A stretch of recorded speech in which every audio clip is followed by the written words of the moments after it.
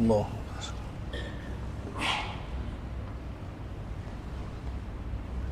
محمد الحمد لله رب العالمين والعاقبة للمتقين والصلاة والسلام على أشرف الأنبياء والمرسلين وعلى آله وصحبه أجمعين سبحانك لا علم لنا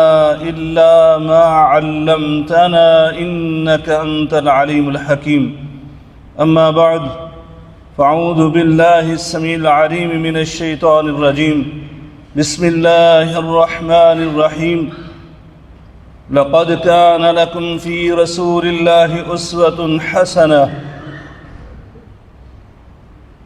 ہر قسم کی حمد و ثنا بزرگی برتری بڑائی کبریائی اللہ رب العالمین کی ذات بابرکات کے لیے انگنت لا تعداد بے شمار درود و سلام سید الاولین والآخرین امام المتقین شفیع المذنبین میرے اور آپ کے ہادی و رہنما جناب محمد الرسول اللہ صلی اللہ علیہ وآلہ آلہ وسلم کی ذات اطہر پر ہوں۔ دوستو اور بھائیوں، کائنات میں قومیں اپنے مال و دولت سے نہیں پہچانی جاتی، نہ ہی اپنی کوٹھی اور بنگلوں کی وجہ سے پہچانی جاتی ہیں، نہ ہی عالی شان فلک بوس عمارتوں اور ٹاوروں سے پہچانی جاتی ہے، بلکہ اقوام عالم میں اس کائنات میں قوموں کی پہچان ان کا کردار ہوتا ہے، ان کی گفتار ہوتی ہے، ان کا اخلاق ہوتا ہے، ان کے آداب ہوتے ہیں۔ اسی لیے ہم جس دین کے پیروکار ہیں، اس دین حنیف نے، اس دین الہی نے،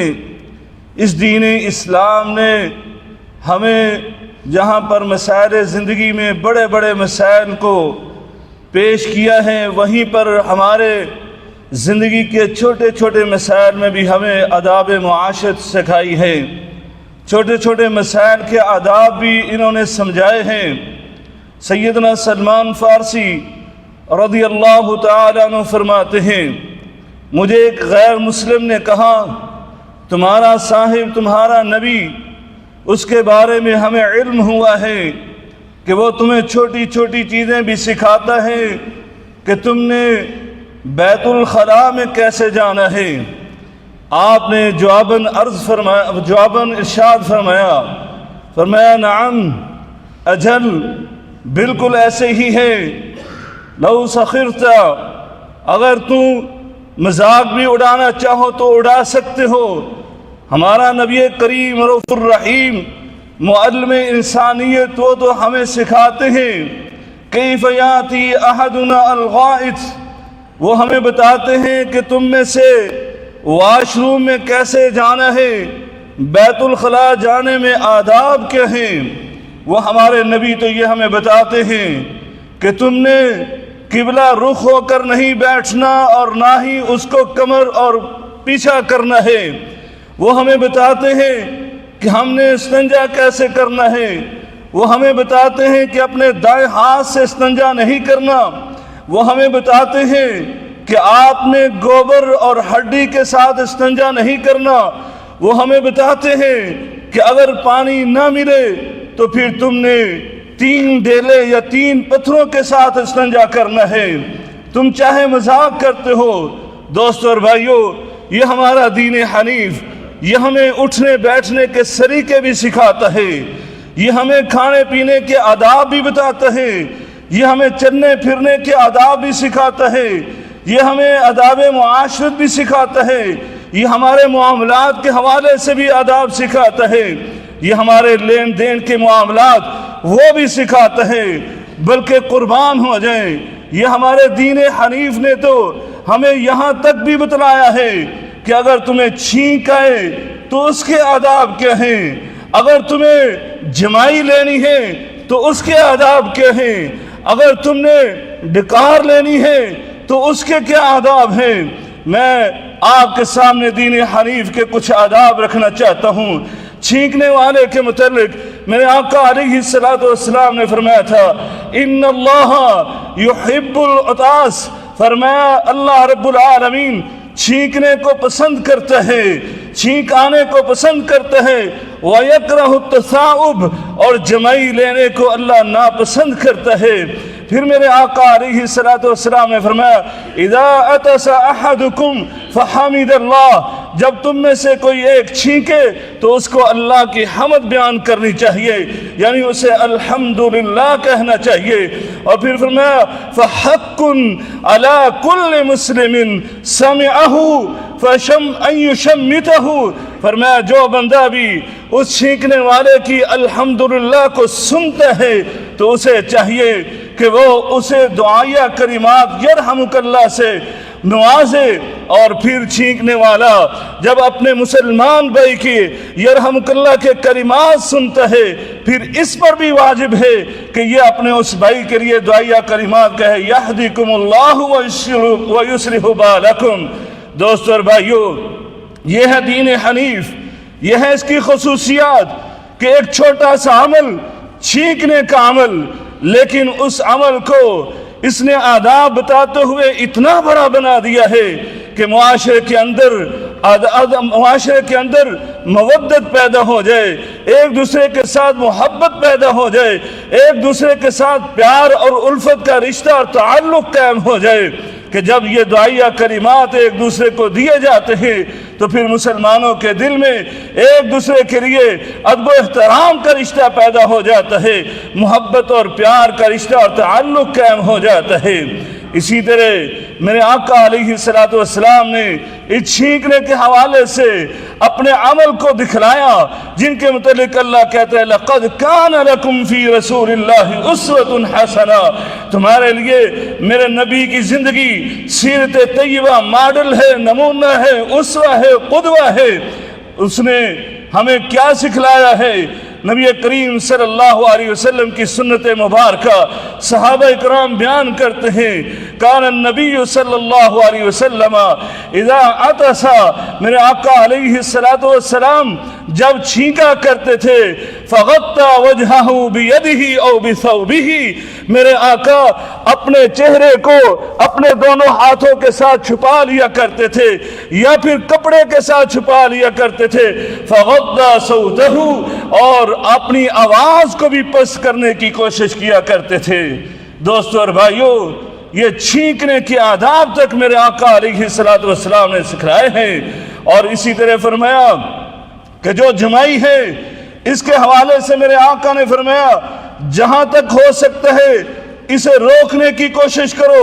التثاؤب من الشیطان، یہ شیطان کی طرف سے جمائی آتی ہے، یعنی شیطانی صفت ہے کہ وہ سستی اور کہلی مسلمانوں میں ڈالنا چاہتا ہے، اور یہ جمائی جو ہے یہ سستی اور کہلی کی علامت ہے۔ اس لیے میرے آقا نے فرمایا تھا اسے روکنے کی کوشش کرو،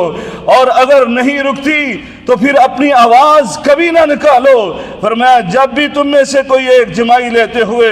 اذا قال ہاں ضحک الشیطان، اگر یہ آواز نکالتا ہے،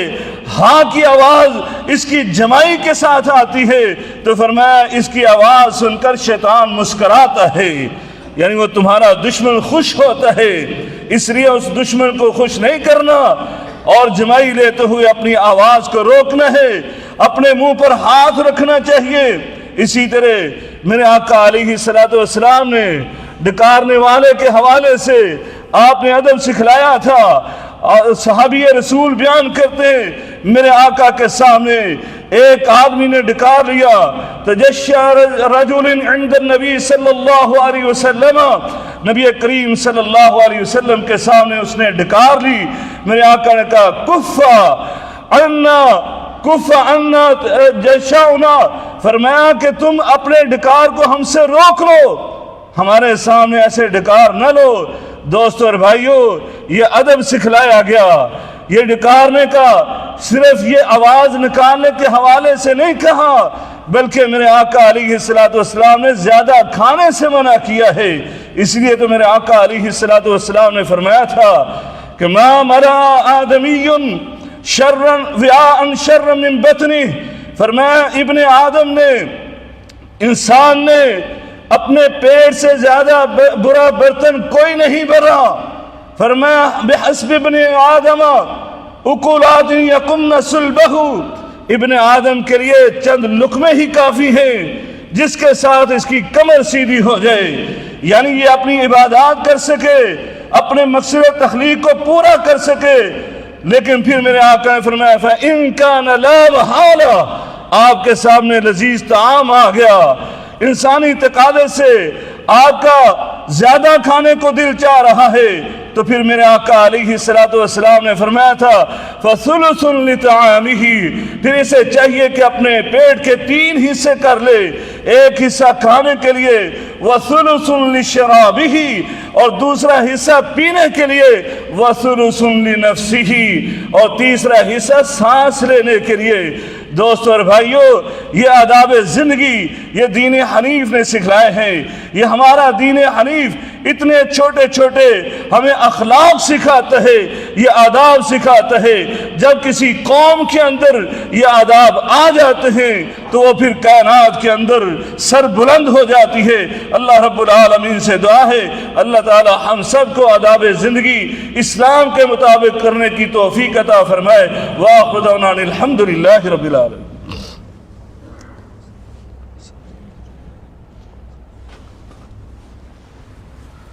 الحمد لله نحمده ونستعينه ونستغفر ونعوذ بالله من شرور أنفسنا ومن سيئات أعمالنا، من يهده الله فلا مضل له ومن يضلله فلا هادي له، وأشهد أن لا إله إلا الله وحده لا شريك له، وأشهد أن محمدا عبده ورسوله، أما بعد۔ دوستو اور بھائیو، جب یہ عام حالات میں دین اسلام ہمیں یہ آداب سکھلاتا ہے تو پھر جب ہم اللہ کے گھروں میں مساجد میں آتے ہیں تو پھر یہ آداب بالاولیٰ پورے کرنے چاہیے، کیونکہ یہ اللہ کے گھر ہیں اور اللہ رب العالمین فرماتا ہے یہ گھر اللہ کے ذکر کے لیے بنائے گئے ہیں۔ فی بیوت اذن اللہ ان ترفع ویذکر فیہا اسمہ یسبح لہ فیہا بالغدو والآصال رجال لا تلہیہم تجارت ولا بیع عن ذکر اللہ وإقام الصلاة وإيتاء الزکاة یخافون یوما تتقلب فیہ القلوب والابصار۔ فرمایا یہ اللہ کے گھر ہیں، یہاں پر اللہ کا ذکر کیا جاتا ہے، اور اللہ کے بندے ایسے ہیں جن کو تجارت اور کاروبار اللہ کے ذکر سے منع نہیں کر سکتے، اور اللہ کے سامنے قیام رکوع سجود کرنے یعنی نماز قائم کرنے سے بھی نہیں روک سکتے، اللہ کے راستے میں مال خرچ کرنے سے بھی نہیں روک سکتے، کیونکہ اللہ کے بندے ایسے ہوتے ہیں جو کل قیامت کے دن سے ڈرتے ہیں کہ جہاں پر آنکھیں پتھرا جائیں گی، آنکھیں جو ہے پتھرا جائیں گی اور ہوش و حواس گم ہو جائیں گے۔ دوستو اور بھائیو، لہذا مسجد میں جب آئیں تو پھر ان آداب کا خیال رکھا جائے۔ مسجد میں آ کر آپ چھینکتے ہیں تو میرے آقا کی سیرت کو اپنائیے کہ میرے آقا اپنے مقدس نبوت کے ہاتھوں سے اپنا چہرہ ڈھانپ لیتے تھے، اپنے کپڑوں کے ساتھ اپنے چہرے کو ڈھانپ لیتے تھے، فغض صوتہ، اور اپنی آواز کو پس رکھنے کی کوشش کیا کرتے تھے۔ اور اسی طرح جمائی کے حوالے سے سن لیا، اسی طرح آپ نے ڈکار لینے کے حوالے سے سن لیا، کیونکہ میرے آقا نے فرمایا تھا المسلم من سلم المسلمون من لسانہ و یدہ، مسلمان وہ ہے کہ جس کے ہاتھ سے، جس کی زبان سے دوسرے مسلمان محفوظ رہیں، یعنی دوسروں کو تکالیف نہ پہنچائیں۔ بلکہ میرے آقا نے تو یہاں تک ہمیں آداب سکھلائے کہ مسجد میں ہو، قرآن کی تلاوت کر رہے ہو تو تب بھی میرے آقا نے فرمایا لا ترفعوا اصواتکم بعضکم فوق بعض، فرمایا کہ تم اپنی آوازوں کو ایک دوسرے سے بلند نہ کرو، اپنی آوازوں کو قرآن پڑھتے ہوئے اپنی آوازوں کو بلند نہ کرو، کیونکہ سب کے سب تم اپنے رب کی عبادت کر رہے ہو، اور ایک بھائی قرآن کی تلاوت کرتے ہوئے دوسرے بھائی کی عبادت میں خلل نہ پیدا کرے۔ دوستو، جب قرآن کی تلاوت آپ کو اس سے منع کیا جا رہا ہے کہ یہ اونچی آواز سے نہ پڑھو کہ کہیں دوسرے بھائی کی عبادت میں خلل پیدا نہ ہو جائے، تو وہاں آپ جمیل آواز کے ساتھ، وہاں آپ چھینکیں بہت بلند آواز کے ساتھ، وہاں آپ ڈکار مارے بہت بلند آواز کے ساتھ، یہ کہاں کے آداب میں سے ہے، بلکہ اس سے بھی بڑھ کر آج یہ فون یہ مساجد کے اندر تم اس کو بند کر کے نہیں آتے ہو اور مسجد کے اندر آ کر دوسرے بھائیوں کی عبادت میں خلل ڈالتے ہو، تو پھر اپنے ایمان کی خیر منا لو، کیونکہ میرے اللہ رب العالمین قرآن میں فرماتا ہے وَمَنْ أَظْلَمُ مِمَّنْ مَنَعَ مَسَاجِدَ اللَّهِ أَنْ يُذْكَرَ فِيهَا، فرمایا کہ اس سے بڑا ظالم کون ہو سکتا ہے جو اللہ کے گھروں میں لوگوں کو عبادت کرنے سے منع کرتا ہے، یعنی ان کی عبادت میں خلل پیدا کرتا ہے۔ دوستو اور بھائیو، اس لیے آج اپنے معاملات کو درست کیجئے،